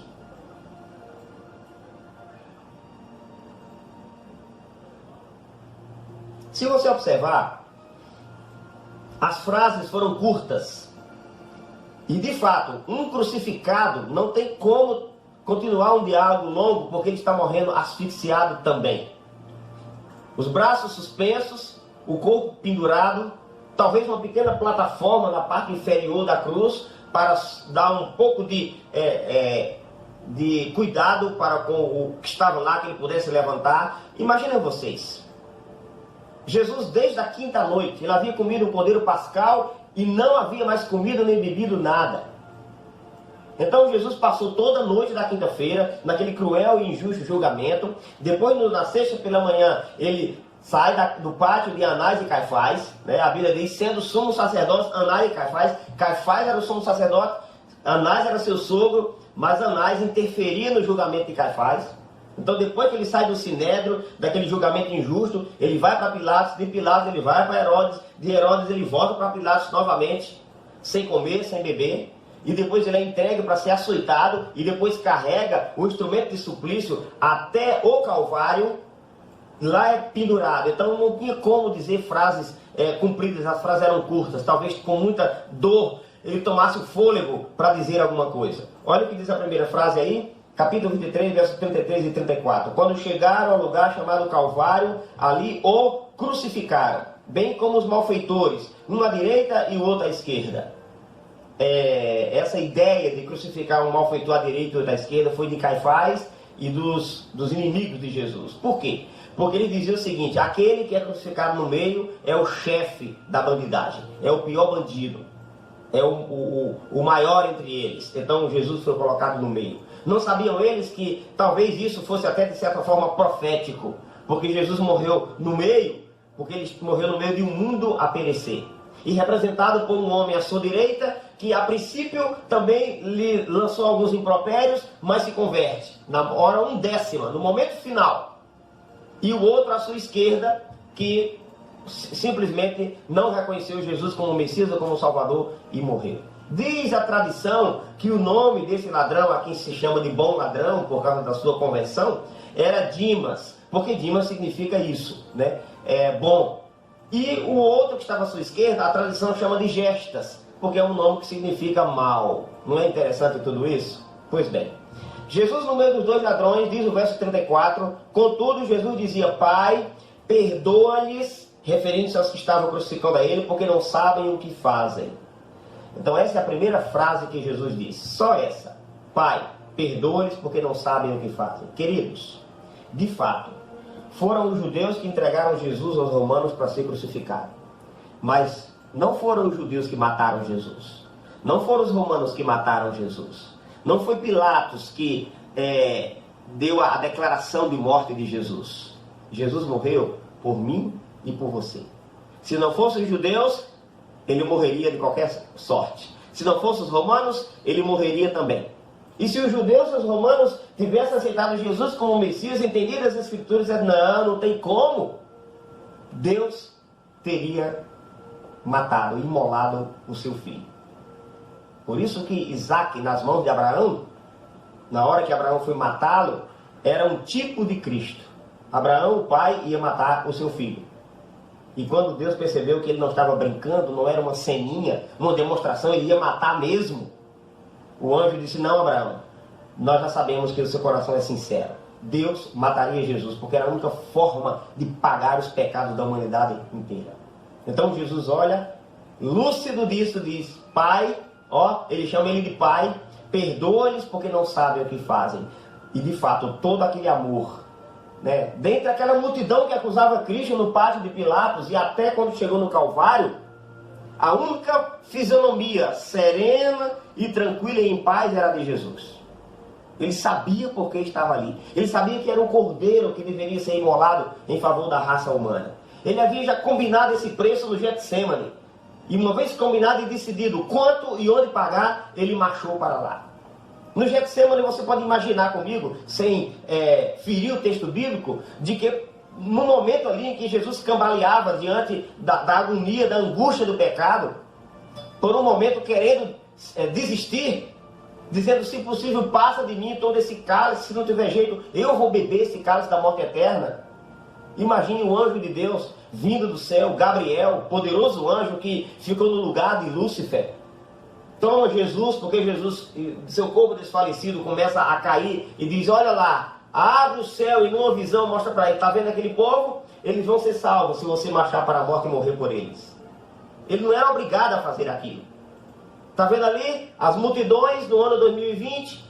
Olha para aquele homem que está agora com seu smartphone vendo, estudando essa parte da Bíblia. Você vai morrer por ele. Se ele te aceitar, você vai encontrar ele no céu, vai dar um abraço. Ele vai ser teu súdito por toda a eternidade. Então não desiste, Jesus. E Jesus levanta-se e marcha para pagar o preço de nossa redenção. Dá para você imaginar isso? Pois é, isso e muito mais aconteceu. Essa foi a primeira frase. Jesus diz, Pai, perdoa-lhes, como sempre ele tem feito com todos aqueles que se aproximam dele, porque não sabem o que fazem. Segunda frase de Jesus, versos 43, Lucas 23, verso 43. Eu estou colocando aqui numa ordem mais ou menos cronológica, mas não significa que foi exatamente como eu estou falando. Afinal, tivemos que tirar as 7 frases dos biógrafos de Jesus. Ok? Já lhes expliquei isso antes, né? Lucas, capítulo 23, verso 43. Essa foi a segunda frase de Jesus. O que diz lá? Jesus lhe respondeu, mais uma frase curta, em verdade te digo que hoje estarás comigo no paraíso. Ok? Essa foi a segunda frase de Jesus. E ela foi falada em que contexto? Quais são as implicações dessa frase de Jesus? Quando você lê do verso 39 ao 43, você completa o significado. Ali, os 2 ladrões, um à sua direita e o outro à sua esquerda, ambos lançam impropérios a Jesus. Ambos, a princípio, condenam Jesus, naquela circunstância em que estavam. Mas diz o texto aqui que um deles se arrependeu, o que nós chamamos de bom ladrão, um deles se arrependeu e repreendeu o outro, dizendo, olha o que ele falou, nem ao menos temes a Deus, estando sob igual sentença? Como é que você está morrendo do mesmo jeito que ele está morrendo e você não tem o temor de Deus? Ora, essa declaração do ladrão dizia que ele conhecia algo a respeito de Jesus. É por isso que a Bíblia diz que a palavra de Deus não volta vazia. Talvez em algum momento esse homem tivesse ouvido Jesus pregar, tivesse dado lugar à voz do Espírito Santo, tivesse entendido qual o porquê das profecias. E aí nessa hora aqui, no momento final aqui, ele diz, nós na verdade, verso 41, com justiça merecemos isso, porque recebemos o castigo que nossos atos merecem. Mas este, que mal fez? Ou seja, ele reconhece Jesus como um inocente filho de Deus. Reconhece sua culpabilidade, minha culpa, minha máxima culpa. Mas esse, o que foi que ele fez? Olha que interessante. O Espírito Santo convence esse homem do seu pecado. Ele diz, nós merecemos. Convence esse homem da justiça, que é Jesus. Ele nenhum mal fez. E depois convence ele do juízo, porque ele diz, Senhor, lembra-te de mim quando entrares no teu reino. É interessante essa frase do ladrão. Em algumas traduções tem, lembra-te de mim quando vieres no teu reino.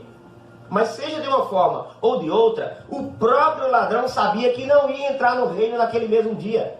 E isso lança luz sobre a frase seguinte que Jesus disse. Na tradução que nós lemos aqui, os adventistas do 7º dia não tem uma tradução própria.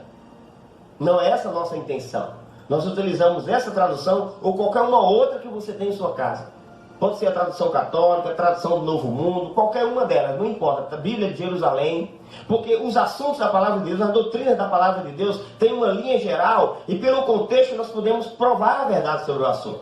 Então não há necessidade de forjar, de riscar.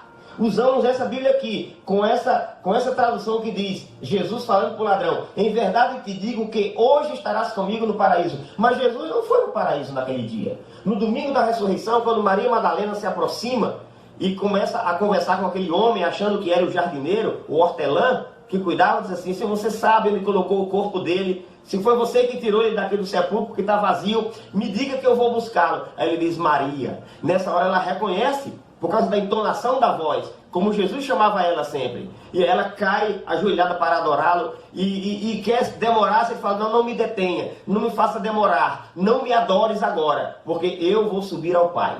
Eu ainda não subi ao Pai, aliás. Mas vá, diga a meus irmãos que me esperem na Galiléia, porque eu vou subir agora para o meu Pai. Você percebe? Jesus não havia subido ainda. Como é que o ladrão tinha ido se ele não subiu?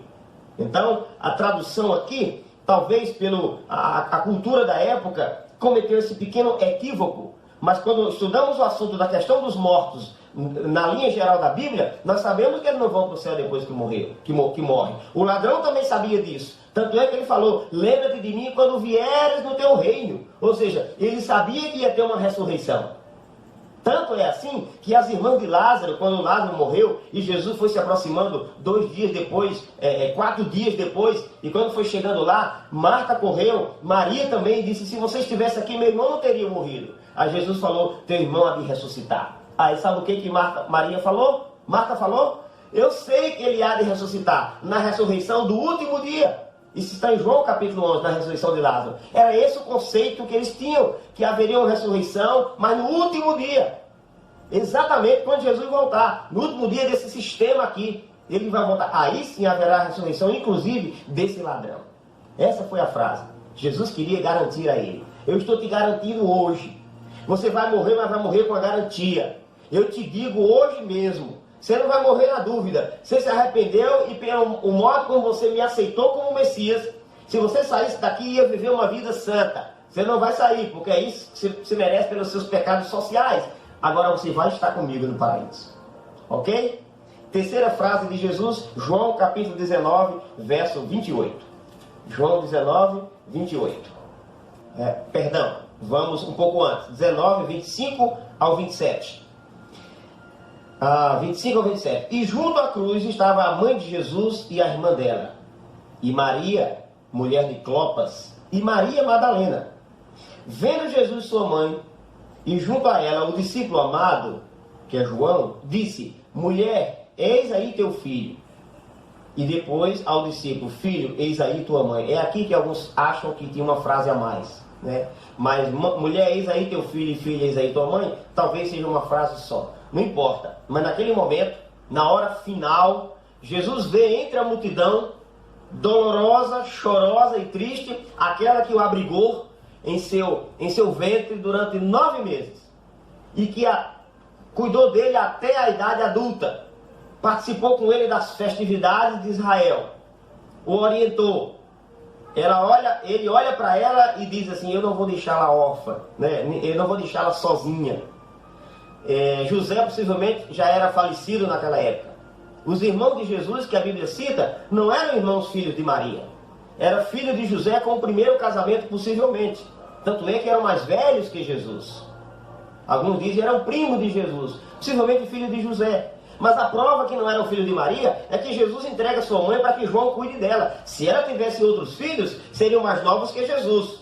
Jesus era o primogênito. Então, nesse caso, por que Jesus entregaria Maria para João cuidar se os outros filhos dela estivessem ali? Não, eram filhos de José, cada um tinha tomado o seu rumo. Então, Jesus olha para sua mãe e diz, mulher, eis aí o teu filho.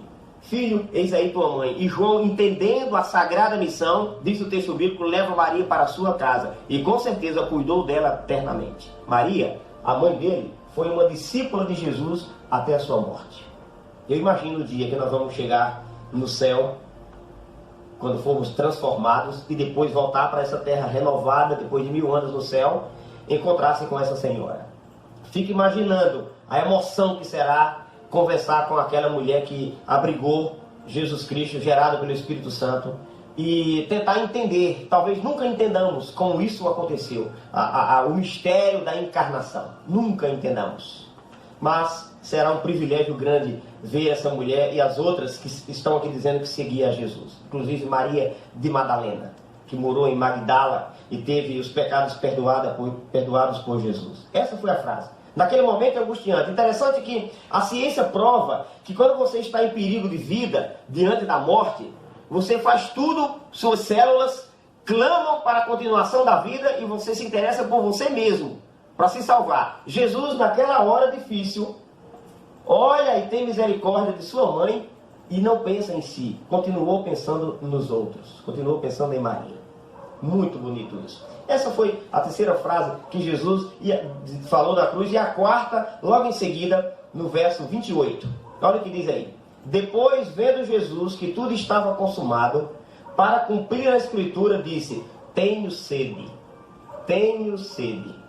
Interessante que o evangelista João aqui diz que os soldados levaram até a sua boca um caniço embevecido de vinagre. E ele diz assim, e ele tomando, talvez sentindo o sabor, porque Jesus não tomava nada que intoxicasse.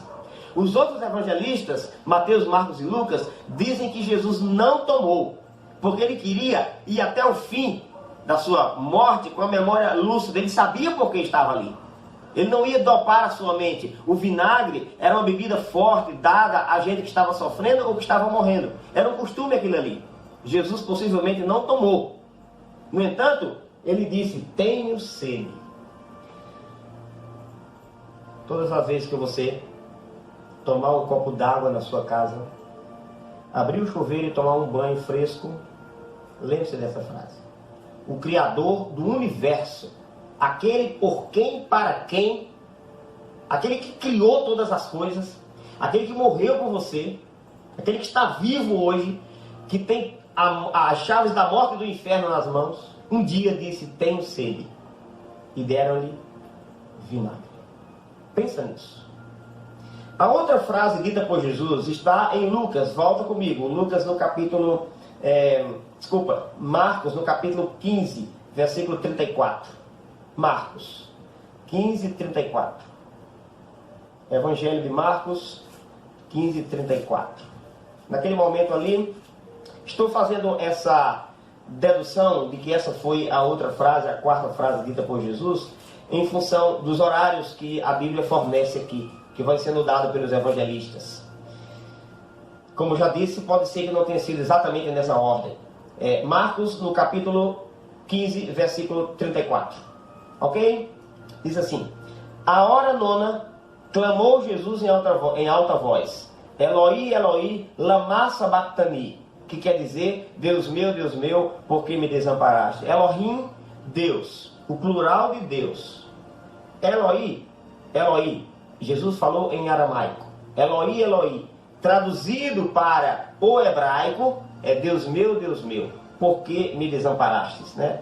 Então vejam, essa foi a frase. Vocês perceberam que Jesus ia falando, Pai, perdoa-lhes, tá? Tratando Deus como seu Pai. Nessa hora aqui ele mudou a fraseologia. Ao invés de Pai, ele disse, Deus meu, por que me desamparastes?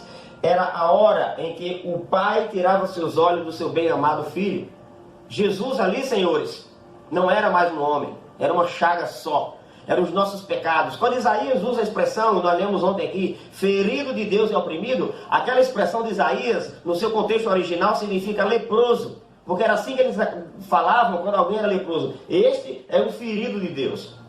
Então, quando o termo fala assim, ferido, quer dizer leproso. E ali estava Jesus, uma lepra só. Porque dele repousavam os pecados de toda a humanidade que viveram antes dele, no tempo dele. E os que viessem depois dele, inclusive os meus e os teus.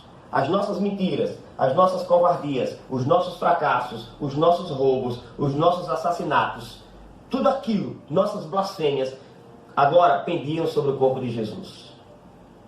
E aí ele diz, Deus meu, por que me desamparaste? O pai tirou seus olhos do seu bem-amado filho. E o filho perece ali sozinho, porque a Bíblia diz, o lagar eu pisei sozinho.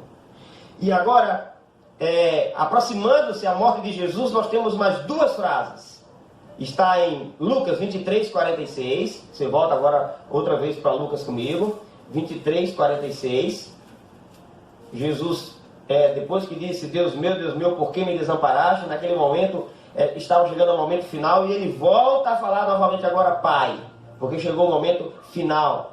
23, verso 46. Ele diz assim, então Jesus clamou em alta voz, Pai, nas tuas mãos entrego o meu espírito. E tendo dito isto, expirou.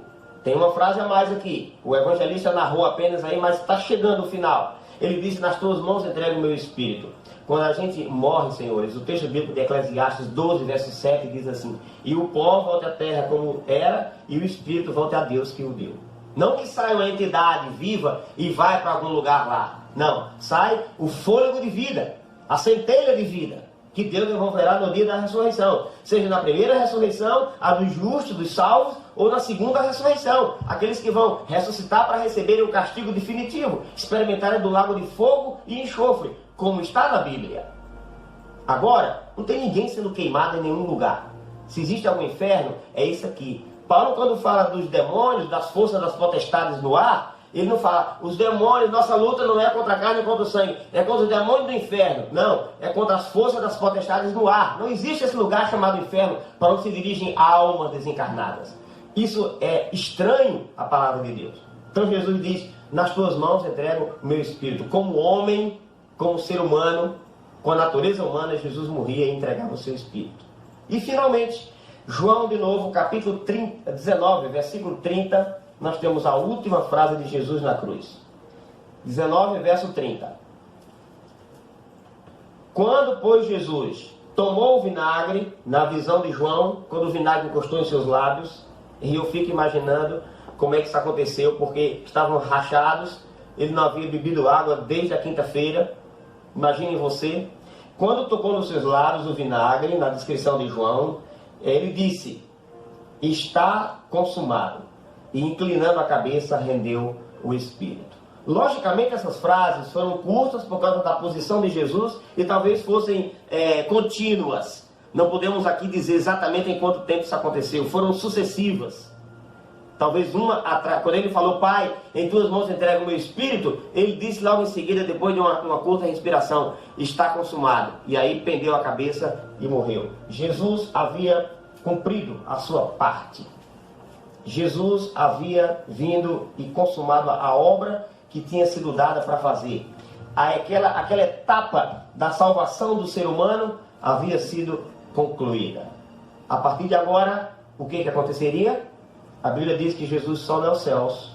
E lá, no santuário celestial, tema que nós vamos estudar aqui em outra ocasião, muito em breve, ele aplica, desde quando subiu, os méritos que ele amealhou ao morrer na cruz do Calvário a nosso favor.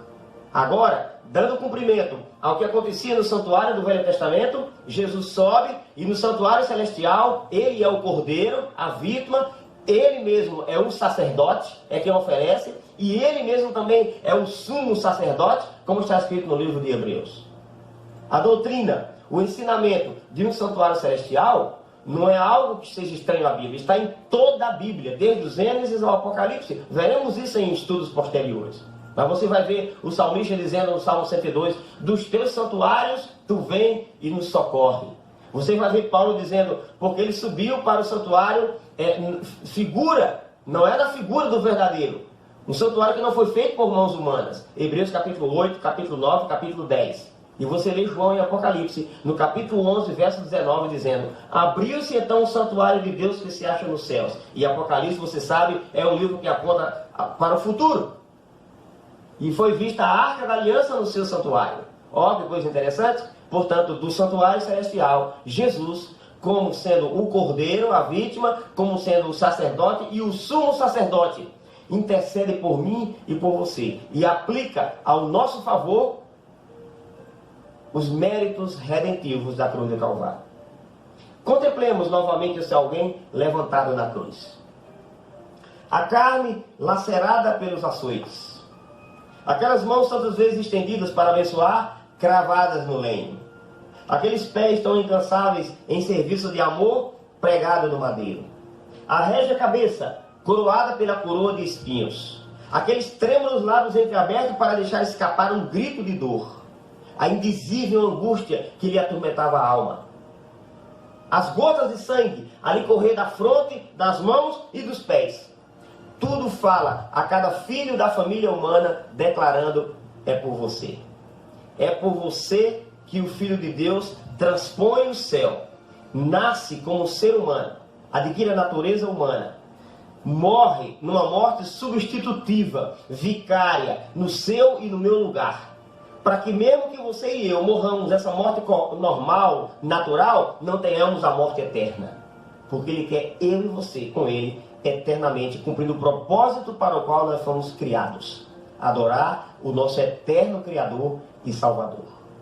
Você aceita esse sacrifício? Você quer Jesus na sua vida para viver com Ele doravante e nunca mais largar o seu colo? Ele espera por você, pode ter certeza. E como um Deus amoroso e paciente, lança um convite para você. A Bíblia diz em Apocalipse, o Espírito Santo e a noiva dizem vem. Aquele que ouve, diga vem. Quem quiser, venha. Aquele que tiver sede, venha. E receba de graça da água da vida. Amigo, o preço do seu pecado e do meu foi pago na cruz. Precisamos apenas aceitar. E a partir daí, conformar nossa vida de acordo com os ensinos de Cristo, enquanto esperamos no seu reino de glória, a fim de morarmos eternamente com o Senhor. Está disposto a tomar essa decisão? Essa decisão, meu querido, pode mudar a tua vida. Pode trazer a princípio alguns problemas. Pode ser que você tenha que fazer ajustes, mas ela é urgente e necessária. Até porque o Senhor Jesus falou assim, aquele que me confessar diante dos homens, eu o confessarei diante do meu Pai. Ele está esperando a sua decisão. Está de pé já? Porque durante toda a semana eu apelei para que ficássemos em pé. Essa forma de ficar em pé é a forma de você dizer para você mesmo, os que estão próximos a você aí onde você está, e para Deus, eu quero Jesus na minha vida. Eu percebi essa semana pelo estudo da Bíblia que tem um caminho sobremodo excelente. Tem algo mais que eu preciso continuar aprendendo, mas eu desejo desde já conformar minha vida e aceitar esse Jesus que deu a vida por mim. Se esta é a tua decisão, eu fico muito feliz. Mas imagino que aquele que morreu por você está fazendo festa. Vamos orar agradecidos a Ele? Feche seus olhos. Entregue sua vida a Jesus. Querido Pai que está no céu. Nós chegamos ao fim de uma jornada de estudo da Tua Palavra nessa semana toda especial.